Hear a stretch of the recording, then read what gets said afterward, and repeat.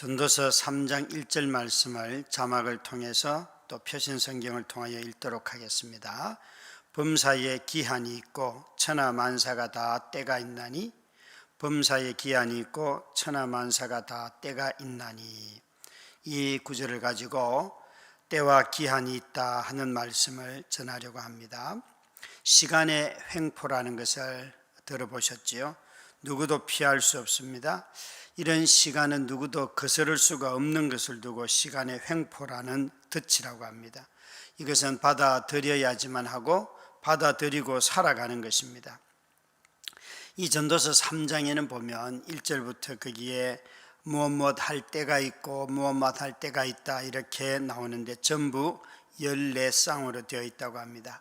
성경에서 말하는 완전한 수의 2배입니다. 그러니까 2번이나 완전한 수를 이야기하는데 내용은 때에 관한 것입니다.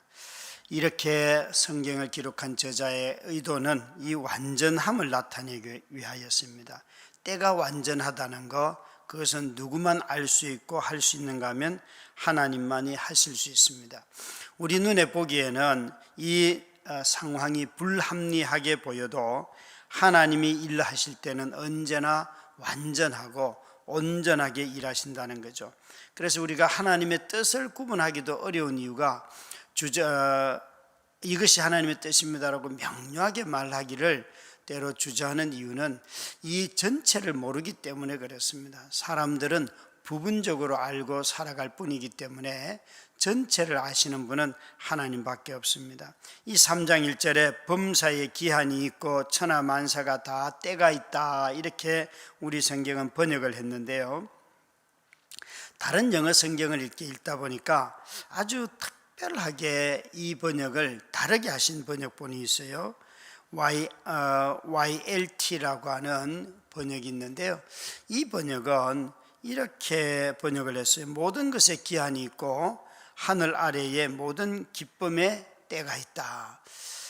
특별히 여기에 기쁨이라는 단어가 갑자기 툭 튀어나왔는데 실제는 천하 만사라고 하는 이 두 번째 단어는 히브리 말로 보면 기쁨이라는 단어를 번역한 거예요.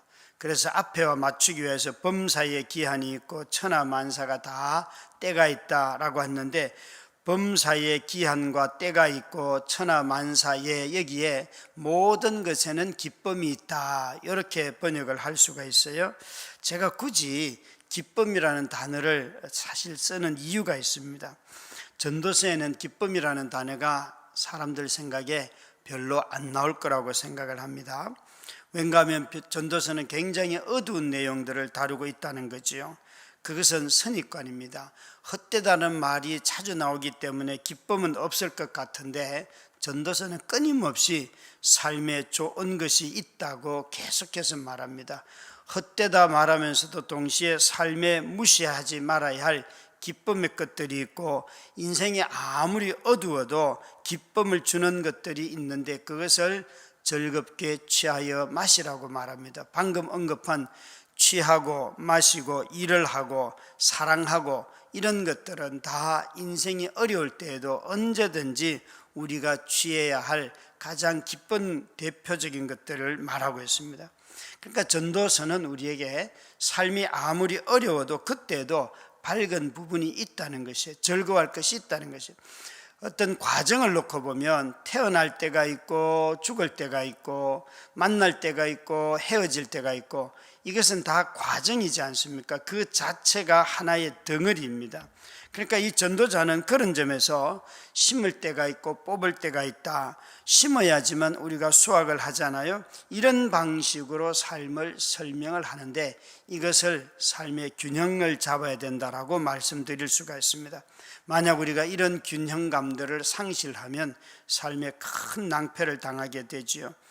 참으로 태어날 때가 있고 죽을 때가 있고 만날 때가 있고 헤어질 때가 있다라고 말할 때 그럼 이때에 언제가 그때인가 라고 말씀을 한다면 이 완전하게 때를 아시고 주장하시는 하나님만이 우리 인생에 그 때에 가장 충만하게 일하신다는 거죠.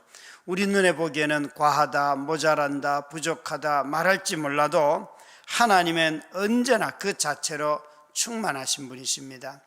여러분, 하늘 아래에 각각 그 기쁨에 이를 때가 있다라고 말한다면, 우리는 이 3장 11절에 하나님께서 때를 따라 아름답게 하셨고 모든 것들을 때를 따라서 아름답게 하신다고 말씀하십니다. 저는 이 기쁨과 아름다움은 하나님 안에서는 언제나 하나로 연결되어 있다고 지금 성경은 말하고 있는데, 아름다운 것과 기쁨은 연결되어 있다는 것이에요. 모든 만물들의 가장 절정의 순간이 가장 기쁜 때겠죠, 그죠? 웃을 때도 있고 울 때도 있고, 또 웃고 우는 일들이 단순하게 보이지만 결코 그것은 하나님의 은혜 밖에서 있는 일들이 아니고, 하나님의 섭리 밖에 있는 것이 아니고, 하나님께서 우리에게 웃을 때를 허락하시고 하나님께서 우리에게 울 때를 허락하신다는 것이죠. 그래서 우리 모두가 다 삶을 살아갈 때에 이 언제가 웃을 때이고 언제가 울 때인가 라고 묻는다면 여러분 뭐라고 답하시겠어요? 하나님께 맡기고 하나님이 주신 그 때를 누리라는 것이잖아요. 우리는 자주 하나님께서 내게 기쁨을 주실 때 우는 경향이 있어요. 자꾸만 불안해하고 이게 될까? 기뻐할 때 마음껏 기뻐하면 좋겠는데 그러지를 못한다는 거죠. 그 대표적인 게 식탁이에요. 아침에 식사를 하면서 점심 먹을 수 있을까? 이런 걱정을 왜 합니까? 아침 먹을 때 가장 기쁘게 밥을 먹고 가면 좋을 텐데, 잠을 잘 때 왜 그렇게 염려를 하십니까? 우리가 일을 할 때가 있으면 잠잘 때가 있다, 그 말씀 믿고 잠을 푹 자야 되는데, 내가 잠잘 때 다른 사람이 이거 가져가면 어떡하나 이런 생각들을 한다는 것 아니에요. 그래서 우리 모두는 다 하나님께 그 때를 맡기고 하나님이 허락하는 것을 누리라고 말씀하고 있습니다. 여러분, 그런데 이렇게 하나님이 가장 우리의 때를 아름답게 하시는 분이라고 기쁨과 아름다움을 연결시켰는데 언제가 그때였을까요? 저는 성경을 이렇게 찾아보면서 예수님이 오셔서 천국 잔치를 베풀어 주셨는데 그때 사람들은 금식하려고 했어요. 그런데 예수님은 뭐라고 말씀하시는가 하면, 메시아가 왔는데 왜 너희들은 굶으려고 하느냐, 기뻐해라, 지금은 잔치할 때다. 삶의 모든 것에 때를 아시지만 동시에 하나님께서는 인간을 회복시키시는 가장 적합한 때를 아시고 그때에 예수 그리스도를 이 땅에 보내주셨어요. 그 기한과 때를 하나님이 아신다고 할 때에 또 그 기쁨을 하나님만이 가장 충만하게 하신다고 말씀드릴 때에 우리는 그때에 바로 가장 아름다운 순간에 예수 그리스도를 이 땅에 보내주셨다는 거죠. 하나님이 그리스도를 이 땅에 보내신 그 때가 찼어요. 그래서 주님이 오셨고 주님은 다시 또 오실 거예요. 때가 찰 때 분명히 주님은 다시 재림을 하시는데 우리가 어찌 기뻐하지 않겠습니까? 가장 즐거움이 가득한 때, 가장 우리가 아름다워지는 때가 바로 주님을 만나는 때이고 주님이 다시 오실 때입니다. 그러니까 우리가 인생을 살아가면서 암울하다고 두려워하지 말고, 너무 우울해하지 말고, 암울함 속에서도 지금 내게 기뻐할 일이 있거들랑 기쁨을 허락하신 줄 알고 좌절하지 않고 그 기쁨을 누리시기 바랍니다. 우리가 하나님을 신뢰할 때만 울고 또 웃을 수가 있습니다.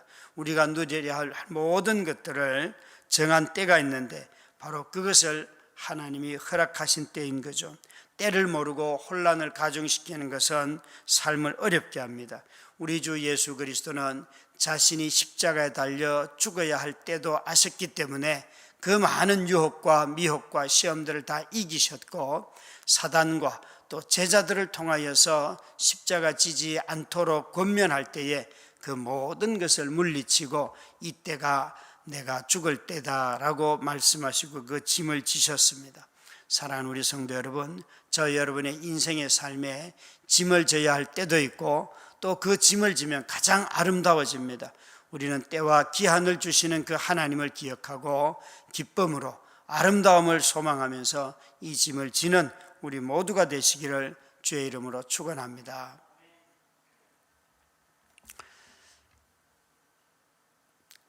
기도하겠습니다. 오늘 아침도 눈뜨게 하시고 살아갈 용기를 주심에 감사합니다. 마음이 흔들리고 살아갈 용기가 없어질 때마다 주님의 살아계심과 인도하심을 의지하며 살게 하옵소서. 하나님이 눈동자와 같이 우리를 보살핀다는 것을 잊지 않게 하옵소서.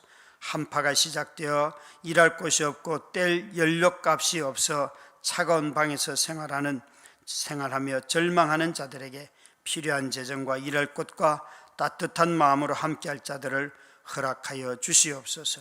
어려움이 더할수록 믿는 자들이 사회 곳곳에서 함께 삶을 나누어 짐지게 하옵소서.